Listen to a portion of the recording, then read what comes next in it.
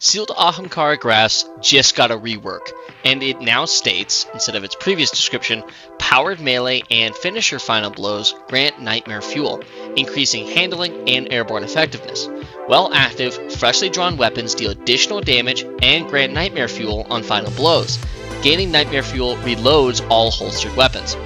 So the main benefit for this is going to give you a little bit of a bar that you can utilize that'll give you a 35% damage increase off of a melee kill. You can see it in the bottom left there, nightmare fuel, and that'll continue for 3 seconds, and we can continue it a little bit if we get additional kills. But you're really meant to just keep getting more kills with your melee, and perpetuating that as much as you can. But adding a 35% damage increase into anything that you have out is just massive and feels really, really good.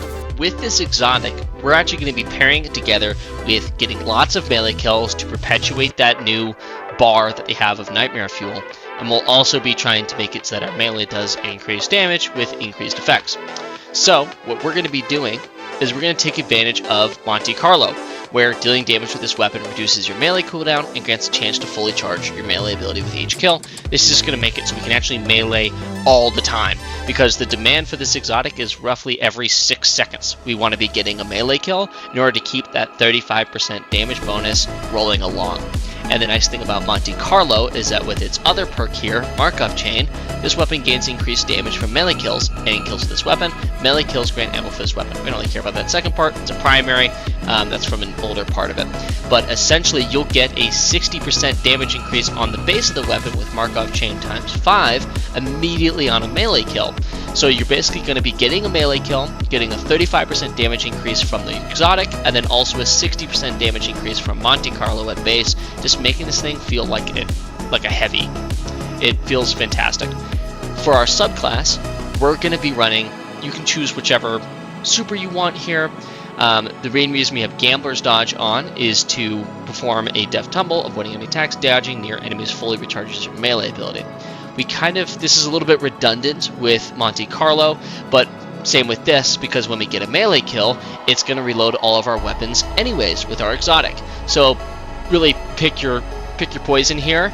I would just say that Gambler's Dodge is a little bit more convenient, just in case it's harder to get a kill at base with Monte. To recharge your melee, you could just dodge near an enemy. It's like a little backup. Triple jump, I'm using this because I just prefer it. You can use blink, high jump, whichever one you prefer. I'm using combination blow arc melee, mainly because this way we don't actually need to use the slide part if you don't prefer that. The other one is just not particularly useful for this, but it is kind of your choice here. For our grenade, I went with pulse grenade. It's just the most reliable, really kind of consistent one. For our aspects, we have lethal current. This is going to be our main way of actually getting melee kills, and it's a little bit more of a fun loop. So after dodging, your next melee attack has increased lunge range, jolts the target, and creates damaging aftershock. Damaging any jolted target with melee attacks also blinds them. So you'll also be able to blind your unstoppable champions yet again. But this is going to be the fun part with Tempest Strike. So while sliding, activate your charged melee ability to unleash a devastating uppercut attack that travels along the ground in front of you, damaging and jolting targets it hits.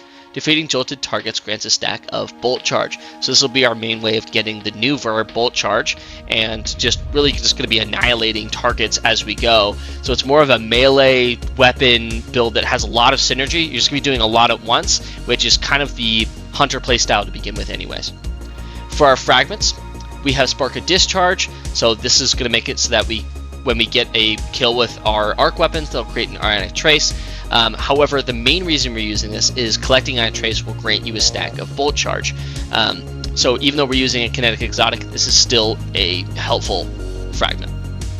Spark of Ions, defeating a jolted target or defeating a target with Bolt Charge creates Ionic Trace. So we're going to be creating plenty of Ionic Traces with every melee kill here, hence the first fragment and this one.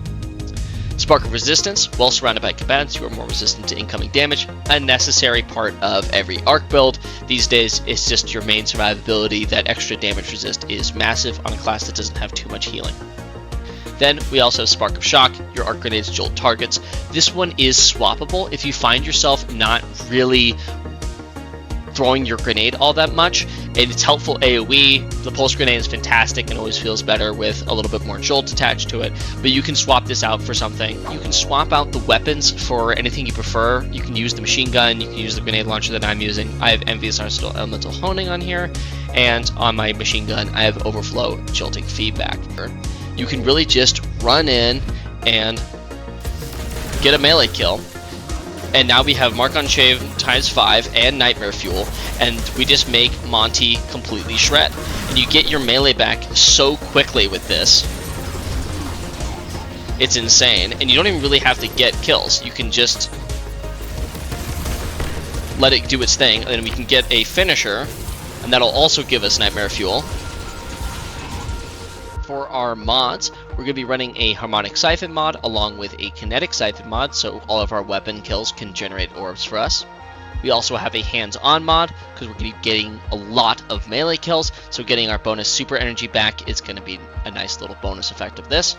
Then on our gauntlets, heavy-handed, so we're getting orbs of power every time we get a melee kill, which again we'll be doing quite often. We also have momentum transfer, where causing damage with a grenade reduces your melee cooldown. Then inversely, we have impact induction, causing damage with a powered melee attack reduces your grenade cooldown. So just creating a nice little synergistic loop there.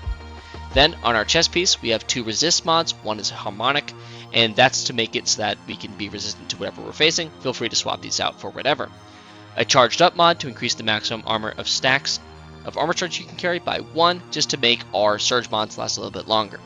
Then on our boots, we have Better Already for our health to begin to regenerate immediately after picking up an orb of power. This is our main survivability on this build because it is arc. There's not really too much healing. Then I have 2 kinetic weapon surge mods to make Monte Carlo hit even harder than it already is with this setup.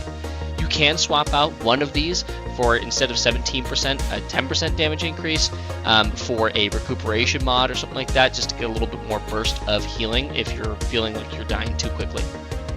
Then on our boots, we have time dilation to make that surge just last a little bit longer, and 2 bomber mods to make it so that we're going to reduce our grenade cooldown when we use our class ability, because we don't really have a need to do it for our melee. As far as stat priorities go, always try to get to 100 resilience whenever you can. Then you're going to want a high mobility stat just to make sure that you're always being able to dodge to get your melee charge back. But if you're using Monte Carlo, you don't really need to invest too much into this. And then I have a high strength stat just because I want to make sure that I'm always getting it back as quickly as possible. But if you're pretty confident in how well you're using the build in this setup, you can go into discipline so you can get your pulse grenade back quicker. So you can use any weapon you want with this after you get your melee kill, because that'll also get an extra 35% damage, making it so that like your LMG can feel really good, or anything else that you want to use. You don't have to technically be using your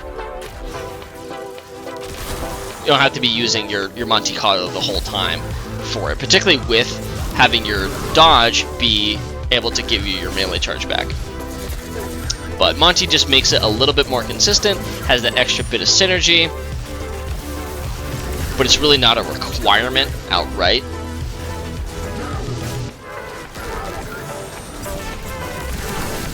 It's really more about continuing the melee damage and getting it going and getting your weapons that 35% bump. It's basically just bait and switch with off a melee kill. It's so much damage, and this does stack with bait and switch, so if you wanted to use something that has that on it and you don't want to deal with the auto loading part, you can just get a melee kill and that'll solve that for you. But this field feels really good, particularly in the nether, because you're picking up so many of those little things that give you health, so it's a little bit easier. But on our mods, we have it so that when we're getting orbs, we'll get some health back, which is our main form of healing, as per usual with Arc. You can just see, even with usual, it's just, you really just shred through everything in here, and they're all red swords. I know it's not ridiculously endgame content, but it's still just mainly showcasing the synergy here, so you can see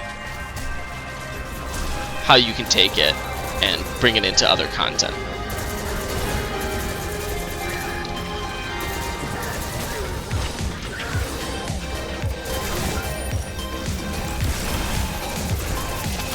Just having all those jolted targets makes it so that Monte feels like it has some AoE, even if it doesn't actually. The finishers.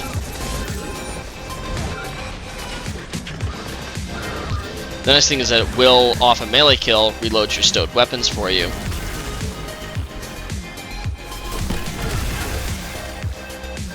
So you don't actually need to reload something.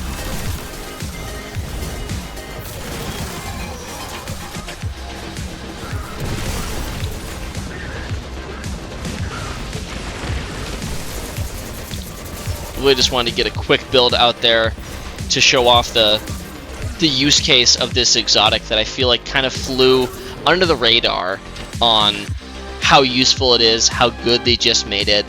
Those kills that you get with melee usually aren't 35% damage increase to your weapons. It just feels like a really nice loop that you can take into anything, and you can also use this on other subclasses besides Arc. I just wanted to use it with something that was a little bit more fun, with showing off how Hunter can actually take advantage of Bolt Charge, which I haven't really seen recently. Most people are talking about the Titan with Bolt Charge or the Warlock. So, but have fun. Let me know what you think, or if there's any good pairings or subclasses that you would rather use this with that has a melee focus. But have fun and keep on building.